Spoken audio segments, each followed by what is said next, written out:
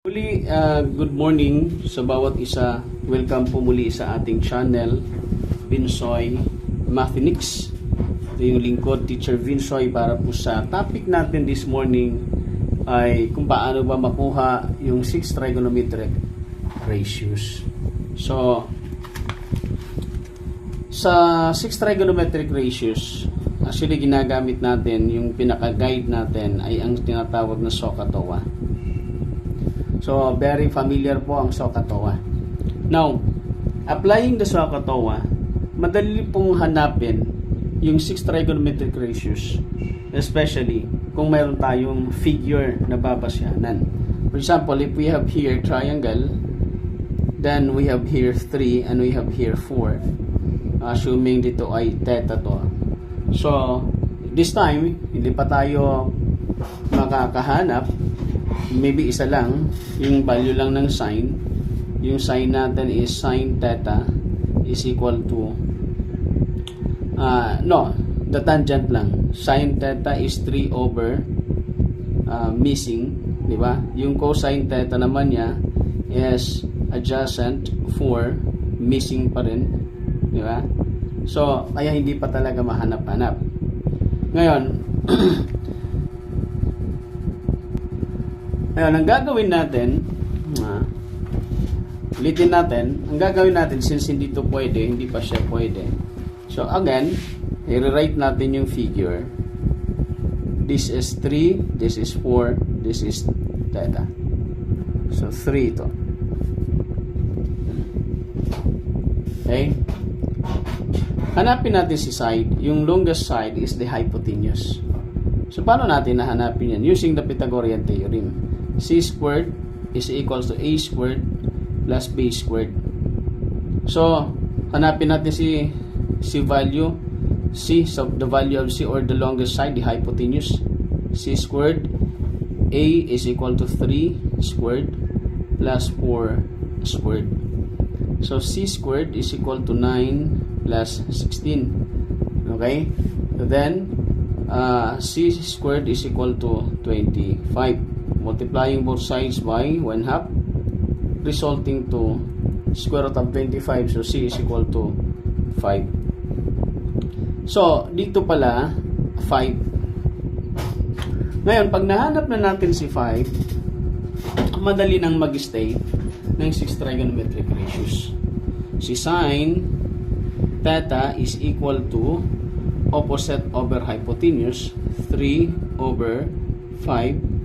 Si cosine theta is 4 over 5 adjacent over hypotenuse. Si tangent theta is 3 over 4 or the opposite over adjacent. Then si cosecant theta, yung kabaliktaran, yung inverse lang yan, 5 over 3. Si secant theta is 5 over 4. Then si cotangent theta is equal to 4 over 3. So that's the simple way to state the 6 trigonometric ratios giving only this figure. Now, yan, napakasimple lang. What if kung ang given lang natin is sine theta is equal to 3 over 5. Paano natin mahahanap ang 6 trigonometric ratios considering 5 na lang kasi si sine theta 3 over 5 nandyan na. So yung sine theta, the side opposite over hypotenuse nandyan na. Paano natin mahahanap? Okay? Naka-encounter na ba tayo ng mga ganito na kung saan ay nahihirapan tayo, pinahanap sa atin yung 6 trigonometric ratios pero yung given lang ito lang. Okay, so solution, okay, ay yung solution natin, let us illustrate this figure.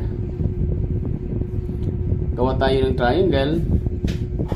So lagay natin si theta dyan.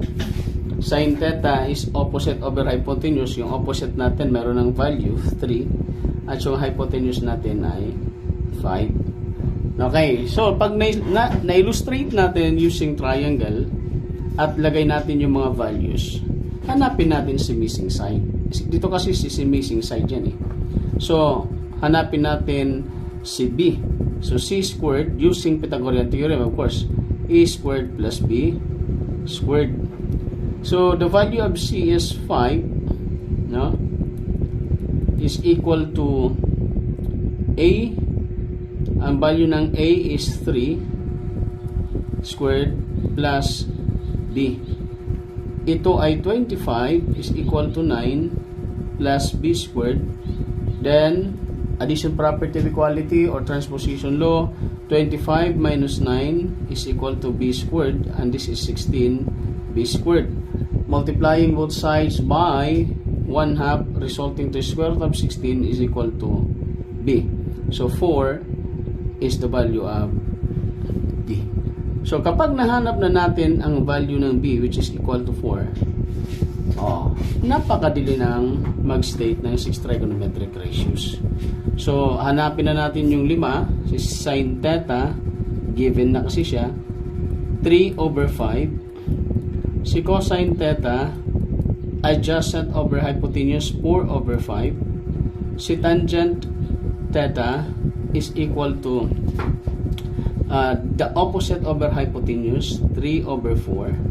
Okay? Si cosecant theta is equal to yung inverse lang ng sine. Si secant theta is equal to 5/4. Si cotangent theta is equal to 4/3. So the 6 trigonometric ratios na makikita po natin. Okay? So, yan po. That's the simple method of finding the 6 trigonometric ratios, provided na ang given lamang ay isang sine, ay isang trigonometric ratio na kung saan given si sin theta, which is equal to 3/5. So, kung may mga problem na ganito, very basic lang, just illustrate the position of the given, then you can proceed to the way or the method of finding the missing side. Then, kapag given na lahat ng missing side, lahat ng sides, especially yung missing side, makaka-state ka na ng 6 trigonometric ratios. So, don't forget to like and share our channel, Teacher Vinsoy, para po sa notifications at update po sa lahat po ng videos na meron po tayo dito sa YouTube channel na ito. Maraming salamat po.